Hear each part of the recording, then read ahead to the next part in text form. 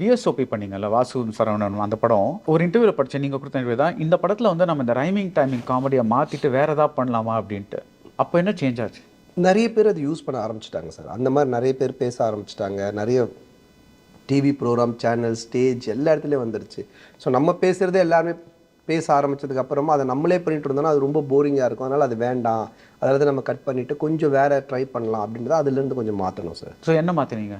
அதுலேருந்து பார்த்தீங்கன்னா அந்த கேரக்டரைசேஷன் அவன் என்ன பண்ண முடியும், அந்த காமெடி வந்து சீக்வன்ஸ்குள்ளே என்ன பண்ண முடியும், அதையே நம்ம எப்படி கிண்டல் பண்ண முடியும்.